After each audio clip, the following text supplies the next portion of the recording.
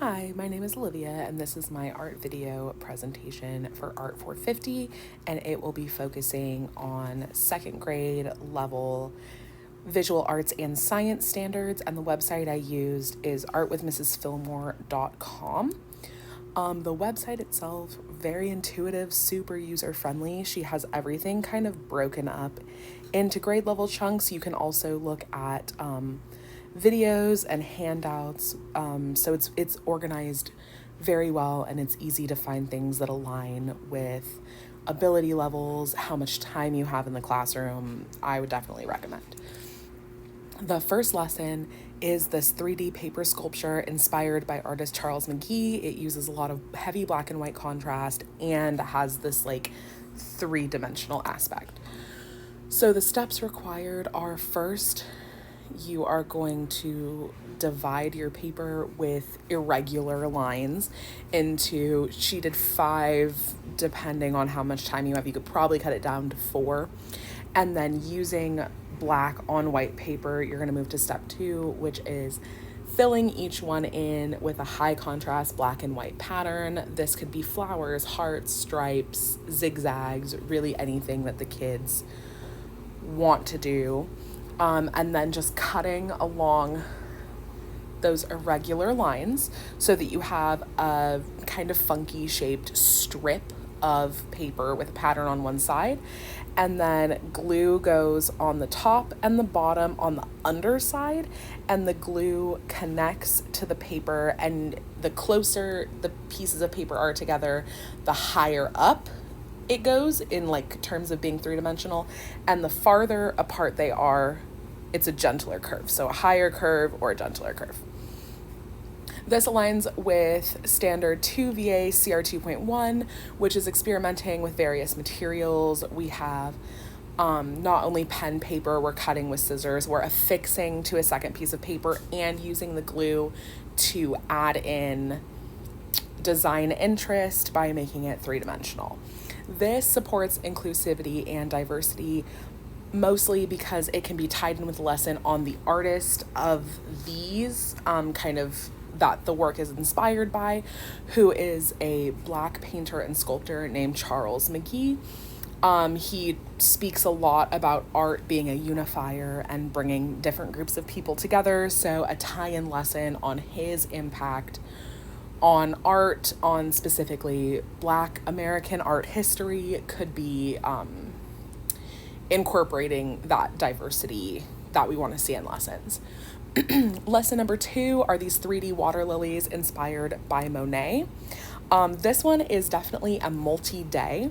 So day 1, we have just 2 pieces of paper, 1 and 2, and those we are going to paint a solid color. So this one is a solid blue with salt sprinkled on for texture of watercolor for the background, the water.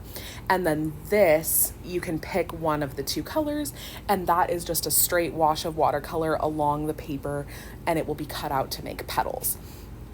Day 2, we have tissue paper affixed to a template that has that lily pad shape. And then once it's dried, maybe like this is a before lunch and then after lunch, once it's dried, we cut it out so it has the lily pad shape. After everything is dried, so we're maybe on a day 3, using the tracing templates, she, as the teacher for second graders, traced it on. You also, if you had the right size, could probably run it through a printer and just print the template onto the papers prior to the watercoloring. That's what I would do to simplify it a bit and not have to do it by hand. And then students cut out and use these like tabs at the top of the petal as a guideline for where the glue goes. As the petals get folded up, they make these 3-dimensional flowers. Right here, we have fringe along a strip of paper, and then when it's rolled up, it creates this kind of center, which turns, once it's glued, into our center for the lotus. And then everything is assembled. So it goes paper, lily pad, flower, center of the flower.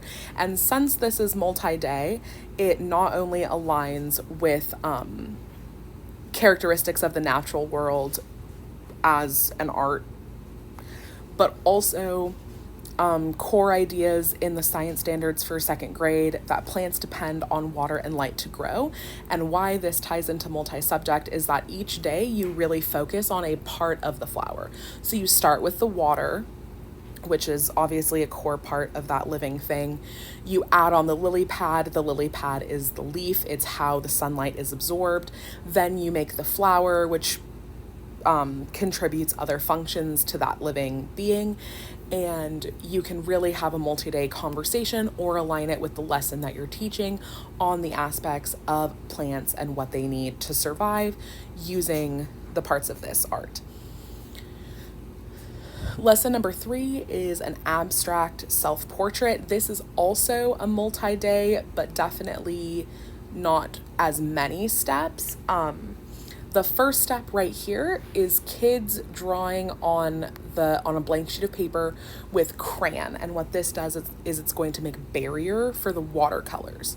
So once that is done, obviously it's just crayon, so nothing needs to dry. They can move right into this step right here, which is watercoloring over, and where they have drawn those shapes, the watercolor will avoid because it's resistant to that wax. So you have kind of a background and foreground. She adds an additional step of doing oil pastels over top of the watercolor.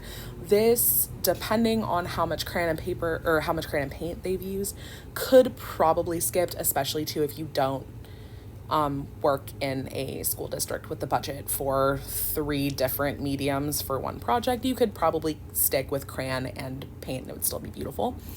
After that, she took photos of each child, and then the teacher printed them just black and white on printer paper, and she cut them out, and then they filled out a questionnaire and facts about them were printed out. She cut them on a paper cutter. I would probably, to improve dexterity and like cutting skills, I would probably have them cut the strips out themselves, and then they just glue themselves and the aspects of their personality onto the larger paper, and it's this beautiful abstract self-portrait that includes them and facets about themselves. And this aligns with various materials. It is not only watercolor and crayon, but also that like kind of collaging over top of photos and words. And I think this incorporates inclusivity because it is inclusive by nature, as every student is represented by themselves. There's no way that a kid can not see themselves in their art, because they are literally seeing themselves in their art, along with their interests and their qualities and what to them makes themselves feel special, because they've gotten to speak about themselves. And here are my references. So we have the art standards and the science standards. This is where I got the information on artist Charles McGee. And then these 3 bottom are the 3 art projects on artwithmrsfillmore.com.